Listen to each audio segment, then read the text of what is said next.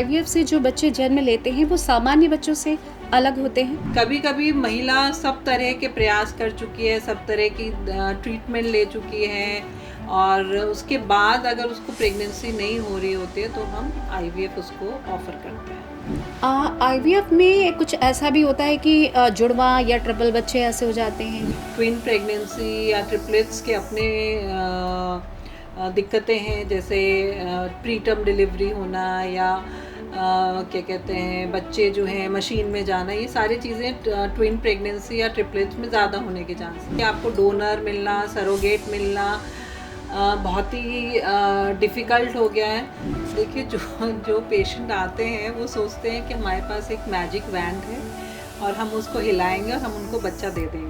Welcome to C news Bharat podcast. मैं ऋचा सिंह और आज हम बात करेंगे एक ऐसे विषय पर जिसके बारे में बहुत सारे सवाल, भ्रांतियां और गलत फहमियां समाज में फैली हुई हैं, और वो है आईवीएफ यानी इन विट्रो फर्टिलाइजेशन। बहुत से लोग इसे कृत्रिम गर्भ मानते हैं। कुछ कहते हैं कि आईवीएफ से पैदा हुए बच्चे कुछ अलग होते हैं, कुछ सोचते हैं कि सिर्फ अमीर लोगों के लिए संभव है। लेकिन सच क्या है, और तमाम सवालों के जवाब आपको इस पॉडकास्ट में मिलेंगे। और इस महत्वपूर्ण विषय पर बात करने के लिए हमारे साथ मौजूद हैं देश की जानी मानी गायनेकोलॉजिस्ट, आईवीएफ एक्सपर्ट और दीवा आईवीएफ लखनऊ की director doctor Vaishali Jain. Doctor साहब, आपका बहुत बहुत स्वागत है हमारे इस पॉडकास्ट में। क्यों मानते हैं कि जो आईवीएफ से बच्चे होते हैं वो कृत्रिम गर्भ होते हैं, ऐसा क्यों माना जाता है? देखिए, अगर हम आईवीएफ बोलें तो वो असिस्टेड रिप्रोडक्टिव टेक्निक है और इसमें जो है बस जो आर्टिफिशियल चीज़ ये हो रही है, आर्टिफिशियल भी नहीं कहेंगे, इसमें हम भ्रूण को एक कहीं पे एक सिस्टम में डेवलप कर रहे हैं, अंडा हम बाहर निकाल रहे हैं, शुक्राणु हम करके हम उसको एक सिस्टम में डेवलप करके महिला के ही बच्चेदानी में वो डेवलप होता है। तो assisted reproductive technique, assisted word बोलेंगे, इसको कृत्रिम नहीं बोलेंगे। जी बिल्कुल। और ऐसा क्यों है कि क्या कुछ ऐसा होता है कि आईवीएफ से जो बच्चे जन्म लेते हैं वो सामान्य बच्चों से अलग होते हैं, ऐसा कुछ होता है? जितनी भी स्टडीज़ हैं, ये बच्चे जो हैं सामान्य बच्चों जैसे ही होते हैं और 95% सामान्य ही होते हैं। बल्कि मैं कहूँगी कि कभी कभी जो है अगर किसी दंपत्ति को कुछ जेनेटिक प्रॉब्लम होती है या उनका रिकरेंट प्रेगनेंसी लॉस होता है तो हम वो आईवीएफ की मदद लेते हैं प्रेगनेंसी होने के लिए। तो एक जो सामान्य प्रेगनेंसी में दिक्कतें आ सकती हैं, वही आईवीएफ की प्रेगनेंसी में भी दिक्कत आती है और बच्चे बिल्कुल सामान्य होते हैं। अभी आपने कहा 95%, तो 5% ऐसा क्यों? 5% आप नॉर्मल प्रेगनेंसी भी होती है उसमें भी 5% बच्चों में दिक्कत हो सकती है। तो सामान्य प्रेगनेंसी में भी 4 to 5% रिस्क रहता है कि प्रेगनेंसी में या बच्चों में दिक्कत हो। तो ऐसे ही आईवीएफ के जो बच्चे होते हैं उनमें भी दिक्कत रहती है। जी। आईवीएफ क्या हमेशा आखिरी विकल्प होता है? ऐसा क्यों होता है, या शुरुआत में भी अपनाया जा सकता है? आईवीएफ को हम कुछ केसेस में, कुछ इंडिकेशंस में हम फर्स्ट ऑप्शन रखते हैं और कुछ केसेस में हम लास्ट ऑप्शन रखते हैं। अगर महिला के दोनों ट्यूब्स ब्लॉक्ड हैं या उसके हस्बैंड में बहुत ज़्यादा सिवियर स्पर्म की डेफिशिएंसी है या फिर उस महिला के अंडे बनने की क्षमता, उसकी एज बहुत ज़्यादा हो गई और उसके नेचुरल तरीके होने से कंसेप्शन कम हो गया है, तो उसमें वो फर्स्ट ऑप्शन होता है। और कभी कभी महिला सब तरह के प्रयास कर चुकी है, सब तरह की ट्रीटमेंट ले चुकी है और उसके बाद अगर उसको प्रेगनेंसी नहीं हो रही होती है तो हम आईवीएफ उसको ऑफ़र करते हैं। जी। आईवीएफ की सफलता को लेकर गलत धारणाएं हैं, तो उनकी दर कितनी है? देखिए, अगर एवरेज हम पूरे वर्ल्ड में माने तो 50 to 70% सक्सेस रेट है और जैसे जैसे महिला की एज बढ़ती जाती है ये सक्सेस रेट कम होता जाता है। तो 50 to 70% जो महिला की एज लेस देन 35 है, 35 to 40 ईयर्स में वो सक्सेस रेट 50 to 30% रह जाता है और जो जिन महिलाओं की उम्र 40 साल से ज़्यादा होती है तो सक्सेस रेट 10 to 15% रह जाता है। जी बिल्कुल। कुछ लोगों का मानना है कि आईवीएफ सिर्फ मतलब अमीरों के लिए ही संभव है, ये कहाँ तक सच है? देखिए, बीमारी ये देख के तो आती नहीं है कि अमीर है या गरीब है, और जितना बच्चे की चाहत एक अमीर इंसान को उतना ही चाहत एक गरीब को है। तो ये पहले थोड़ा सा कॉस्टली होता था, लेकिन इंडिया में अब जो है काफ़ी, मैं ये नहीं कहूँगी कि सस्ता इलाज है, लेकिन काफ़ी हद तक अप्रोचेबल हो गया है। और अगर औसतन खर्चा बताया जाए तो 1 लाख से 2.5 लाख के बीच में इंडिया में आईवीएफ हो रहा है। जी। आईवीएफ के पीछे कुछ सामाजिक और धार्मिक भ्रांतियाँ भी हैं, धारणाएँ हैं, उसके पीछे क्या लॉजिक है? भ्रांतियाँ तो यही हैं, जैसे आपने बताया कि बच्चे सामान्य नहीं होते हैं, ये कृत्रिम इलाज है। जी। तो ये सारी धारणाएं ही एक महिला को, जब उसको रिक्वायर्ड है, वो तब तक वो पहुंच नहीं पाती है ट्रीटमेंट के लिए, और उस चक्कर में उसके 4-5 साल ऐसे ही निकल जाते हैं। और हम आईवीएफ को एक ब्रॉड टर्म में हमें लेना चाहिए। हमें ये नहीं सोचना चाहिए कि केवल आईवीएफ ही ऑप्शन है। असिस्टेड रिप्रोडक्टिव टेक्निक्स में बहुत सारे ऑप्शंस अवेलेबल हैं जो महिला को संतान प्राप्ति में हेल्प कर सकते हैं। जी। आईवीएफ से क्या माँ की सेहत पर भी कोई गलत असर पड़ता है? देखिए, जो आईवीएफ का ट्रीटमेंट होता है बहुत ही टेम्प्रेरी होता है। जब वो इंजेक्शन, कुछ 10 या 15 दिन इंजेक्शन लगते हैं, या जब उसको बेबी होने वाला होता है या बेबी का हम एम्ब्रियो ट्रांसफ़र करते हैं, तब उसको 10-15 दिन गोली या इंजेक्शन लिखना है। तो ये टेम्प्रेरी ट्रीटमेंट है, ऐसा नहीं है कि उसका वो लाइफ लॉन्ग ट्रीटमेंट चलना है। तो 10-15 दिन की वजह से उसमें कोई भी, उसके शरीर में कोई भी हानिकारक चीज़ें नहीं होती हैं, और जो भी थोड़ा बहुत उस समय दिक्कतें होती हैं वो रिवर्सिबल होती है, मतलब वो विद टाइम सही हो जाती हैं। जी। आईवीएफ में कुछ ऐसा भी होता है कि जुड़वा या ट्रिपल बच्चे ऐसे हो जाते हैं, ये कहाँ तक सच है? आज से कुछ समय पहले तक हम लोग एम्ब्रियो ट्रांसफ़र जब करते थे तो हम जुड़वा या ट्रिपलेट्स में करते थे, क्योंकि उसका सक्सेस रेट ज़्यादा होता था। With advent of newer techniques, और जैसे जैसे टाइम हुआ है तो हमारे पास और चीज़ें डेवलप हुई हैं जिससे सक्सेस रेट बढ़ गया है। तो अब सिंगल एम्ब्रियो ट्रांसफ़र को हम प्रेफर करते हैं, क्योंकि ट्विन प्रेगनेंसी या ट्रिपलेट्स के अपने दिक्कतें हैं, जैसे प्री टर्म डिलीवरी होना, या क्या कहते हैं, बच्चे जो हैं मशीन में जाना, ये सारी चीज़ें ट्विन प्रेगनेंसी या ट्रिपलेट्स में ज़्यादा होने के चांसेस हैं। तो इंडिया में अभी भी थोड़ा बहुत हम लोगों ने चालू करा है, हम लोग भी अब सिंगल एम्ब्रियो ट्रांसफ़र को प्रेफर करते हैं, और उसके भी सक्सेस रेट अच्छे हो रहे हैं। जी।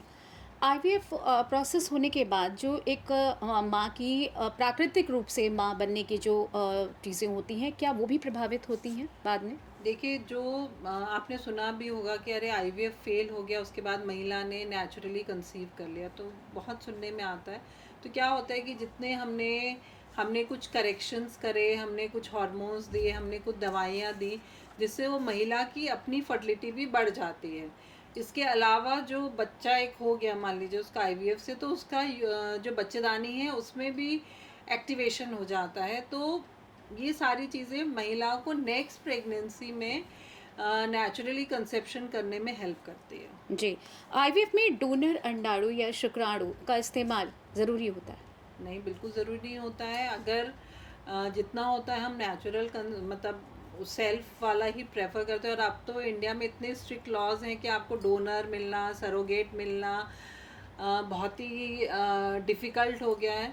तो हम तो एनकरेज वही करते हैं कि सेल्फ वाला ही हो। कभी कभी जब ऐसी स्थिति होती कि मान लीजिए हस्बैंड के शुक्राणु नील हैं, या वो महिला की उम्र ही ऐसी है कि उसके अंडे ही नहीं बन सकते हैं, तब हम उनको कहते हैं कि आप डोनर एग या डोनर स्पर्म लीजिए। अदरवाइज़ तो सेल्फ ही प्रेफर करा जाता है।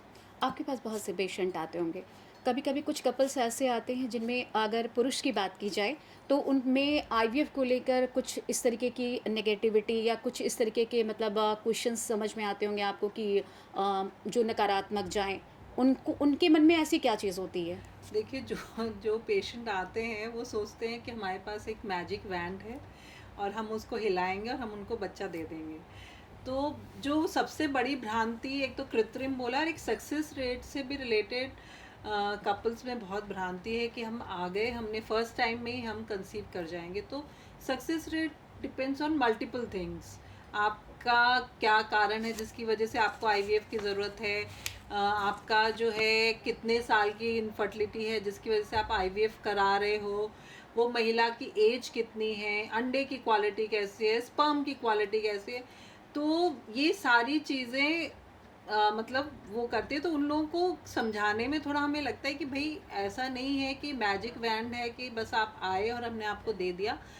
हाँ, आपका हम जो भी सिस्टम है उसको हम करेक्ट करके उम्मीद दे सकते हैं कि 50 to 70% चांसेस है कि सक्सेस होगा, लेकिन 30% में तो नेगेटिव भी जाएगा ना। तो बिल्कुल। वो तो एक्सेप्ट करना ही पड़ेगा। अब एक क्लास में बहुत सारे बच्चे बैठ के ट्यूशन ले रहे हैं या कोचिंग क्लास जाते हैं, तो हर बच्चे का तो वो मार्क्स नहीं आते हैं ना। तो ऐसे ही ये जो प्रोसीजर है, ये इसके लिए हमें समझना पड़ेगा कि इसकी भी अपनी लिमिटेशन है। और इंसान जो डॉक्टर है वो भी भगवान का रिप्लेसमेंट तो नहीं है, तो भगवान की इच्छा के आगे तो कुछ हो ही नहीं सकता है। मतलब आप मानती हैं कि आईवीएफ के बारे में परिवार और समाज में खुलकर बोलने की खुलना जरूरत। बोलें, और अपना अगर आपको दिक्कत है तो आप आइए और उसको डिस्कस करिए और उसका समाधान ढूंढिए। एज अ डॉक्टर आईवीएफ के बारे में जितनी भी भ्रांतियां हैं, तो उसमें एक डॉक्टर की क्या भूमिका हो सकती है? डॉक्टर की भूमिका तो यही है कि हम सबसे पहले तो उनको एट ईज़ करते हैं कि भाई ऐसा नहीं है कि जो भी चीज़ें सिस्टम में आ रही हैं वो करेक्ट हैं। तो हमें उनका एक साइंटिफिक पर्सपेक्टिव दिखाना होता है हमें आईवीएफ का, और उसके हिसाब से उनकी हमें मदद करनी पड़ती है। तो हमें बेसिकली डॉक्टर के अलावा एक साइकोलॉजिस्ट की तरह भी उनसे डील करना पड़ता है, या काउंसलर की तरह भी हमें उनसे बात करनी पड़ती है। जी। आईवीएफ के खर्च के बारे में और जो सरकारी सहायता मिल सकती है उनको, उसके बारे में कितनी जानकारी सही है? देखिए, आजकल जो है कुछ स्टेट्स हैं जहाँ पे इस चीज़ को प्रमोट करा जा रहा है, क्योंकि उन्होंने इसको आइडेंटिफाई करा है कि एक तरह की बीमारी है। अगर हम इनफर्टिलिटी को देखा जाए तो लोग उसको बीमारी नहीं समझते हैं, लेकिन अब कुछ स्टेट्स हैं जिसमें वो इसको एक्सेप्ट कर रहे हैं कि हाँ, इसका भी ट्रीटमेंट ज़रूरी है।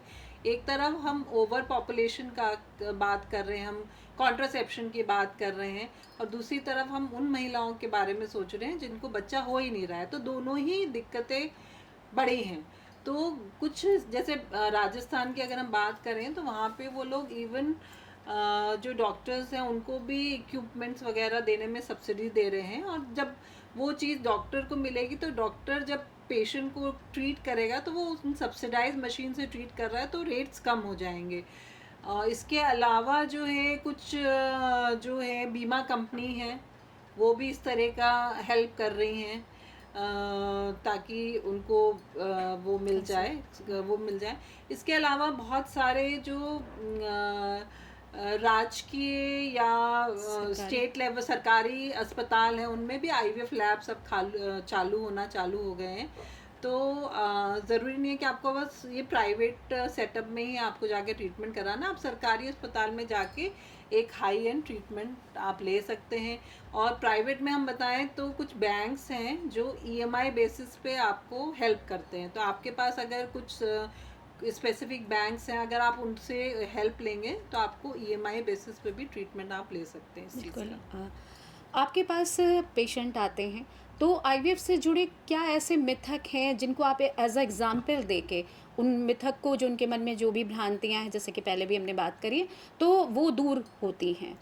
देखिए, पर्सनल अगर हम देखा जाए तो हम यूजुअली जैसे एक ये मीडियम है, इसके अलावा भी हम बहुत सारे इंटरेक्शंस करवाते हैं, ताकि एक कपल है जिसको बच्चा नहीं हो रहा है और जिसको बच्चा हो गया है और वो किस स्टेज से गुजरा या क्या क्या दिक्कतें हुई, तो वो चीज़ें हम रिकॉर्ड करके उनको दिखाते हैं, सुनाते हैं, मीटिंग करवाते हैं कभी कभी हमारे जो पुराने कपल्स हैं उसके अलावा। और जो सोशल मीडिया तो आजकल बहुत एक्टिव हो ही गया इन सब चीज़ों के लिए, तो सब चीज़ मिला जुला के इट इज़ हेल्पिंग। और हम तो काउंसिल करते ही हैं कि क्या साइंटिफिक एविडेंस है इससे रिलेटेड। भ्रांतियाँ जो हैं वो सब गलत हैं।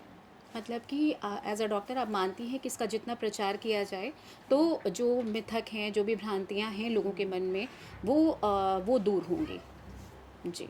तो आज डॉक्टर वैशाली जैन से आपने जाना कि आईवीएफ के बारे में फैली तमाम भ्रांतियां और उनके समाधान। तो जुड़े रहिए सी न्यूज़ भारत पॉडकास्ट के साथ, क्योंकि हम लाए हैं आपके लिए एकदम सटीक जानकारी, वो भी अलग अंदाज के साथ। नमस्कार।